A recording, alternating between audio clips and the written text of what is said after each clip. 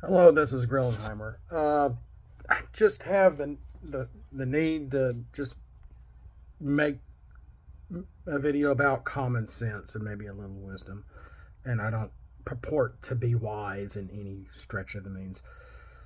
But we're hearing a lot about mental health issues, mental health here, not doing whatever because of mental health and helping other people because of mental health. And I'm sick and really almost tired of hearing mental health. It's almost become a new buzzword for whatever problems or issues someone might be facing.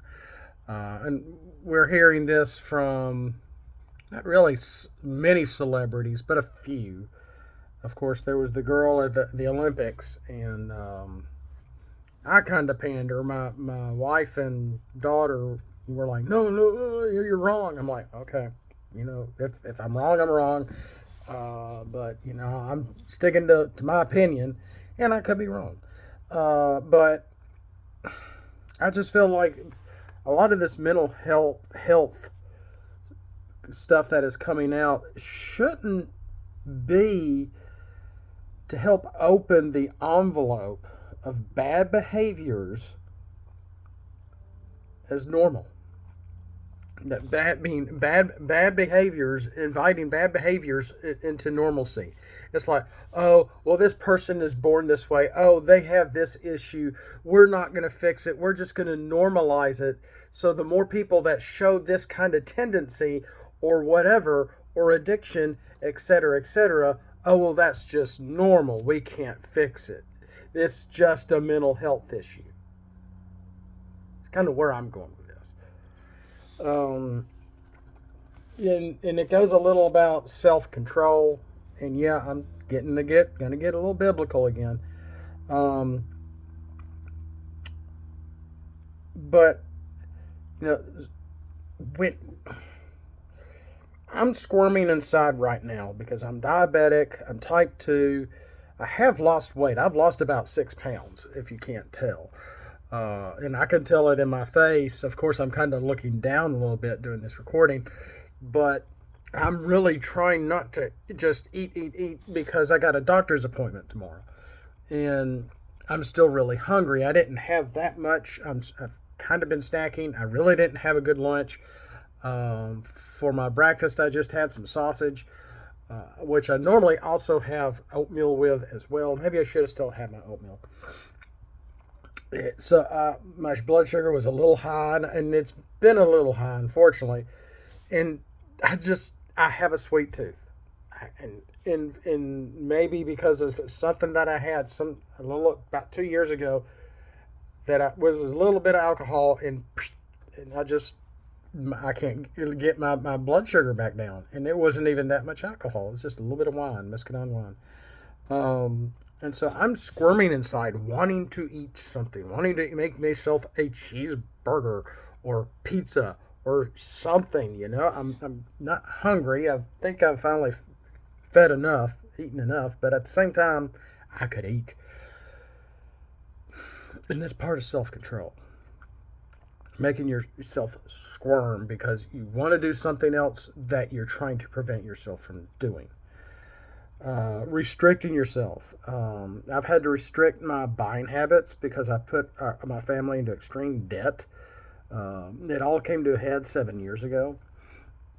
It's all been taken care of now for the most part, but the current political arena and financial issues we are all having, that we're all under the water right now because of inflation, um, is is an issue. And I'm having to still restrict my buying.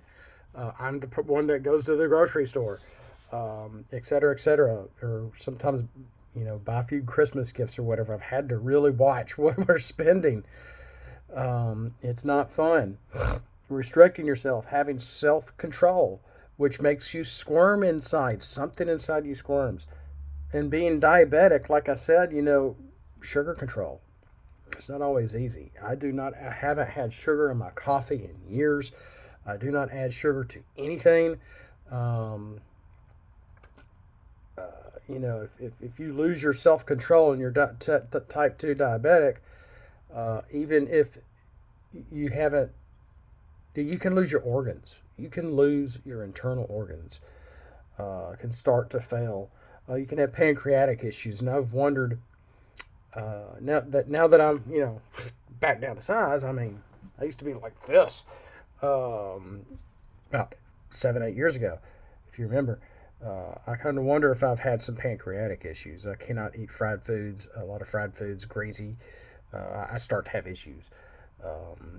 And restricting your foods and certain intakes, you looking for foods that are more high in fiber instead of sugary stuff. And sugary stuff is addicting. It is addicting, I know. And there was a lady who had an NDE, near-death experience. And I don't know why I'm bringing this up, but she saw things, and some of it was like someone masturbating or playing with themselves or something. And she said it looked like they were covered in worms, and it was things that this person could not see. And I'm like, that's really interesting. Because we consider Satan like the great worm, or like the lead dragon, so to speak. Though he's not a dragon, he's a fallen angel. Nothing dinosaur like, really. We gave him horns for, I can't remember what reason, but the images of Krampus are older than even Satan himself.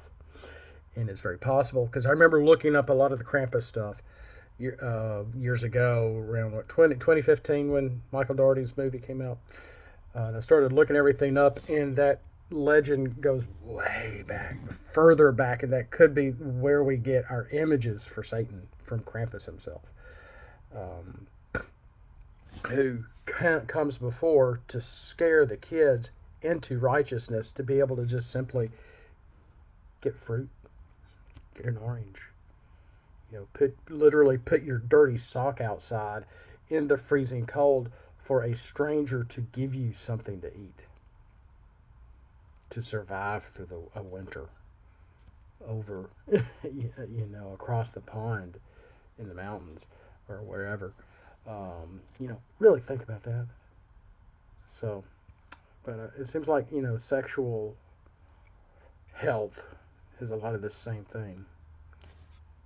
You want to do something that's not right, that you shouldn't do, is wrong.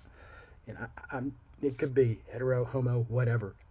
Pick a flavor, okay? We gotta stomp it out. And this is going to start with you, with me, with all of us. It's a maturity. It's a spiritual battle. Something we have to do ourselves. Jesus has already won the war. We have to start winning our own battles. We can't do that without him. So try to squish your own worm inside you, and always know that Jesus saves. That's all I have time for. We'll see you next time. Thanks for watching. Praise be to God.